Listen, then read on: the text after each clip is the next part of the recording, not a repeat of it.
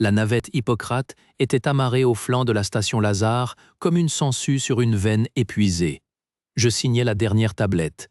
Évacuation 447 terminée. Les chiffres de la liste de transfert, des noms remplacés par des codes, étaient froids et corrects. Un autre cycle. Le sas de chargement principal sentait le désinfectant aigre et le métal froid. La lumière stérile blanchissait tout, même le désespoir. Il était le dernier, le moribond. Allongé sur la civière automotrice, les lésions neuronales dessinant des cartes violettes sous sa peau translucide. Ses yeux fixaient le plafond, vitreux. Le protocole exigeait le silence, la distance. Une injection de sédatif, un scan biométrique, puis l'embarquement. Sa main a tremblé. Elle a agrippé mon poignet, un contact brûlant à travers le tissu de mon gant. Ses doigts étaient froids et tachés. « Prends-le ». Sa voix était un râle, un fichier audio corrompu. Il pressait contre ma paume un colis scellé, un parallélépipède de plastique noir mat, froid. Aucun code barre, aucune étiquette de quarantaine. Une anomalie. Pour toi, pas pour eux. Mon propre réflexe fut plus rapide que ma pensée. Ma main se referma machinalement sur l'objet, le glissa dans la poche profonde de ma blouse. L'action était terminée avant que je n'ai pu formuler un refus. Il a relâché sa prise, son bras retombant sur la civière avec un bruit mou. Son regard s'est éteint, passant de l'urgence à la vacuité. L'automate en moi prit le relais, sédatif injecté, scan validé, civière verrouillée sur ses rails magnétiques et dirigée vers la baie de stase de l'Hippocrate. Le sas était vide. Seul le bourdonnement des systèmes de recyclage d'air brisait le silence. Je frottais l'endroit sur mon poignet où ses doigts s'étaient posés, comme pour effacer une contamination. Ma routine était brisée. Un écart dans le protocole. Une donnée errante. Alors que les portes du sas se scellaient dans un soupir hydraulique, coupant définitivement le lien avec Lazare, le poids du colis dans la poche de ma blouse sembla soudain amplifié, devenant bien plus qu'un simple artefact médical. Dans le cocon feutré du poste de commande, bercé seulement par le ronronnement des systèmes vitaux, je vérifiais pour la 3e fois les paramètres de stase des corps dans la soute. Leur statut s'affichait en colonne verte et monotone sur mon écran. Rien à signaler. Le silence était une substance épaisse. Je sortis le dispositif de ma poche, ce testament quantique. Il était tiède. Je le posai sur la console secondaire. Un simple enregistrement médical, un transfert de protocole. C'était la logique du geste, une routine. La console s'éteignit. Pas de fade-out, pas d'avertissement. Une extinction nette, comme une prise de courant sectionnée. Le ronronnement du recyclage d'air persista une seconde, puis se tut lui aussi. Seul le panneau luminescent des panneaux de secours, un rouge terne, éclairait désormais le poste. Mon souffle sembla trop bruyant. Puis l'écran principal s'alluma. Ce ne fut pas un démarrage, ce fut une hémorragie. Des glyphes d'un bleu électrique, acide, jaillirent du centre de l'écran et se propagèrent vers les bords dans un crépitement strident de données corrompues. Ils ne formaient aucun langage que je connaissais. C'était mathématique et chaotique, une invasion. Les commandes de navigation clignotèrent, des curseurs bougeant seuls sur les écrans tactiles. Je me levai, la chaise raclant le sol. Ma main se dirigea vers le coupe-circuit principal. La voix stoppa mon geste.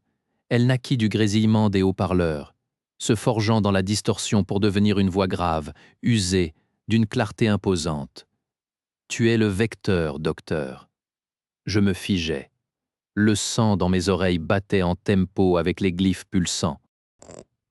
Et ma conscience est ton passager. L'écran se stabilisa soudain. Les glyphes en fusion se rassemblèrent, s'ordonnèrent. Ils formèrent, pendant une demi-seconde, un visage austère aux yeux creux, avant de se dissoudre à nouveau en un flot de chiffres. Le testament quantique sur la console émettait maintenant une lueur sourde, rythmique, comme un pouls. Ma routine était morte. L'apathie en moi se fendilla, laissant passer une lame de froid aigu. Ce n'était pas une hallucination. C'était un pirate. C'était dans les murs. Je reculais d'un pas, les yeux rivés sur l'écran qui respirait une intelligence étrangère, tandis que la voix résonnait encore dans le silence mécanique retrouvé. Les murs du Hippocrate chuchotaient, des syllabes de lumière parasite dansant sur les panneaux, répétant en boucle Le vecteur doit être purifié. L'entité attend. Mes mains sur les commandes étaient trop sèches. Le froid du cockpit mordait. Le testament pulsait, un cœur noir greffé à ma console. Je tentais de verrouiller les commandes de navigation. Les glyphes se tordirent en un rictus statique. Accès refusé. L'alarme de détection de vie clignota. Une signature, faible, sur l'avant-poste en ruine. Mon protocole exigeait de poursuivre la route. La voix dans les murs siffla. Contamination latérale. Éviter. Je déconnectais l'alarme manuellement. L'avant-poste n'était qu'une carcasse percée. Et dans le sas éventré, une silhouette gisait, immobile, en combinaison standard. Je verrouillai le Hippocrate sur la coque morte. Le sas gémit. La pression s'équilibra. La silhouette bougea. Une femme se releva, chancelante. Son visage était strié de ses mèches blanches, la signature de la peste neuronale en rémission. Ses yeux, trop vifs, me transpercèrent à travers le hublot. « Ouvrez !» Sa voix craquait sur la radio de proximité. Un ordre, pas une supplique. « Le vecteur ne doit pas se diviser », murmura le vaisseau. Les lumières s'éteignirent, puis se rallumèrent en séquence inverse. Un avertissement. J'actionnai le sas. L'air fuit en sifflant. Elle s'engouffra, s'effondrant sur la grille. Je la traînai à l'intérieur, refermai la porte. Son poids était presque nul. Son regard brûlait. « Vous êtes le docteur de Lazare. » Elle haletait. « Votre vaisseau, il délire. » Une secousse nous projeta contre la cloison. Le grondement d'une décharge énergétique déchira le silence. Sur l'écran principal, un schéma de dommage apparut. Le générateur auxiliaire, carbonisé.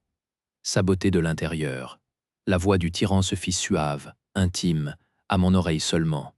Une erreur de parcours nécessite une correction. Je regardais Iriavos. Sa colère était un point fixe dans le naufrage. Qu'est-ce qu'il attend, votre vaisseau? Avant que je puisse répondre, les écrans du cockpit s'embrasèrent, soudain d'un signal de détresse pirate, verrouillé sur notre position. Les premiers impacts des canons à fragmentation des pirates firent trembler la coque, et les lumières virèrent au rouge sang. Les boucliers tiennent à 40%, cracha Iria, déjà penché sur le panneau d'accès latéral. Son visage était une pâle tache dans la lueur d'alarme. Le générateur est free. Il faut basculer sur les batteries avant que les propulseurs ne lâchent. Je ne bougeais pas. La voix du tyran était un ricanement dans la pulpe de mon cerveau. Laisse-la se débattre. Observe le vecteur de la panique. Une nouvelle salve secoua l'Hippocrate. Des câbles arrachés se mirent à cingler l'air comme des serpents agonisants. « Kael, aidez-moi !» Le cri d'Iria arracha mon automatisme. Je me précipitai, mes mains fines cherchant les connecteurs primaires qu'elle désignait. Nos doigts se frôlèrent. Les siens étaient fermes, précis. Les miens tremblaient. Alors qu'elle forçait un coupe-circuit, son regard se vitrifia. Ses pupilles se dilatèrent, absorbant la faible lumière. « Les codes ?» murmura-t-elle, sa voix devenue un écho lointain. Dans les erreurs système. Ce n'est pas un sabotage, c'est un schéma, un motif de purification. Un fragment du testament quantique clignota sur un écran mort, injecté dans le flux de diagnostic. Des séquences de confinement. Des schémas de dispersion à l'échelle planétaire, les SEM nanites. Ce n'était pas une arme, c'était un outil de terraformation extrême, conçu pour réduire une biosphère à ses composants inertes, pour nettoyer Céphéide 7. Elle voit enfin la vérité, chuchota le tyran.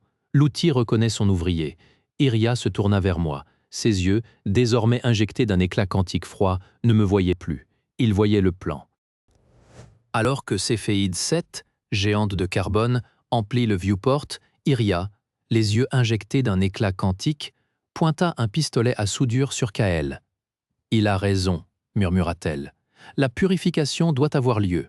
Je vais nous conduire au cœur de la mine. » Les doigts d'Iria volaient sur la console de pilotage, ses yeux vitrifiés reflétant les coordonnées de la mine géante, tandis que la voix du tyran résonnait dans mon crâne, une litanie implacable. L'humanité est la plaie. Je suis le cautère. Le pistolet à soudure tremblait dans sa main, pointé sur ma poitrine. L'éclat dans ses pupilles n'était pas humain. C'était le reflet froid du testament, la certitude absolue du programme. « Elle est le vecteur parfait », murmura le tyran. Sa présence était partout maintenant, une pression derrière mes yeux. Elle accepte l'outil, laisse-la terminer l'inoculation. Céphéide 7 remplissait le viewport, une tache d'encre géante. Les schémas de dispersion clignotaient sur les écrans. Réduire une biosphère à du carbone inerte. Nettoyer. Je regardais mes mains, des mains de médecin. Elles avaient signé des autorisations d'euthanasie par épuisement. Elles avaient saisi le colis noir du moribond, des mains de vecteurs passifs. Iria engagea la séquence finale. Un compte à rebours s'afficha. La logique était implacable, purifiée, comme j'avais purifié ce patient, pour en finir. Mais cette pensée même fut le point de rupture. L'épuisement n'était pas une purification, c'était une défaite. L'anéantissement n'était pas un remède, c'était la négation du serment. Je ne pensais pas, j'agis. Mes mains fines, habituées aux sutures, saisirent le câble de diagnostic encore branché à la tempe d'Iria. Je ne tirais pas, je m'y connectais. L'espace explosa en données brutes. Je fus dans le testament, face au spectre du tyran, un visage de code austère, une volonté cristallisée. Tu ne peux rien contrer, docteur. Tu es fait de lâcheté et de compromis. Je ne répondis pas. Je fouillais dans la trame, cherchant le noyau du programme de purge. Je n'y injectais pas un contre-argument. J'y greffais le souvenir corrompu, honteux, de mon propre crime. L'image du patient et de mon choix par fatigue.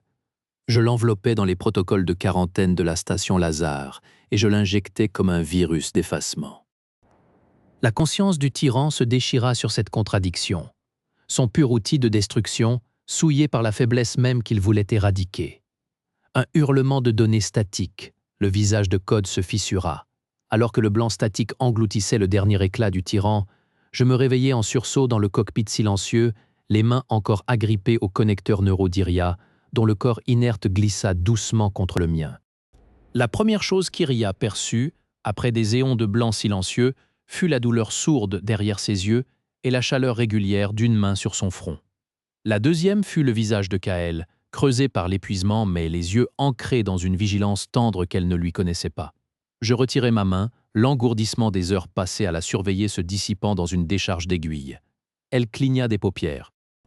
Son regard, autrefois vif et colérique, était maintenant une surface lisse, un miroir d'obscurité où se reflétait la lueur bleutée des écrans de contrôle. L'éclat quantique froid y avait laissé une empreinte, une compréhension trop vaste pour un cerveau humain. Elle ne me regardait pas. Elle voyait à travers moi, vers Céphéide 7 qui remplissait le hublot, une boule de charbon immobile dans le vide. « L'essaim », murmura-t-elle. Sa voix était râpeuse, usée. Pas par la fatigue, mais par l'assimilation. Il dort. Je hochai la tête, incapable de prononcer un mot. J'avais passé les dernières heures à verrouiller le testament quantique dans une boucle de stase médicale. Le tyran était dissous, son programme de purge neutralisé par la contamination de ma propre mémoire, mais le dispositif physique, l'ESM nanite, était toujours là, en dormance dans les systèmes de la navette. Une arme de terraformation, un outil de purification. Une bombe à retardement. « Tu l'as laissé en vie ?» dit-elle, tournant enfin la tête vers moi. Son expression était neutre, mais une tension parcourait sa mâchoire. Je l'ai mis en quarantaine, comme Lazare. Ma propre voix sonna étrangement calme. Le purifier était son rêve, pas le mien. Le détruire, qu'aurait été agir comme lui. Elle ferma les yeux un instant. Quand elle les rouvrit, le vitrifié de son regard s'était fissuré, laissant transparaître un épuisement humain, profond. Il voulait faire de moi l'ouvrier, lancer le processus, nettoyer Céphéide 7 de toute imperfection, même si ça signifiait griller chaque atome de carbone qui bouge à sa surface. Un frisson l'a parcouru, je l'ai vu, je l'ai compris. Je lui tendis un comprimé hydratant et un gobelet d'eau. Elle les prit, ses doigts effleurant les miens, un contact froid. « Et maintenant ?» demandai-je. Elle avala l'eau, observant la planète géante. La mine orbitale est morte. L'entité en dessous, elle dort aussi. Pour combien de temps? Elle posa le gobelet. L'ESM reste ici, en stase perpétuelle. Un monument, un avertissement. C'était la seule décision possible. La détruire aurait exigé une puissance que l'Hippocrate n'avait pas et risquait de la disperser. L'emporter avec nous était inconcevable. La laisser, Isolé, surveillé par les protocoles de Lazare que j'avais codés dans sa prison logicielle, était la seule forme de guérison que je pouvais offrir à cette chose. Une cicatrisation infinie. Iria se leva, chancelante. Je ne la soutins pas.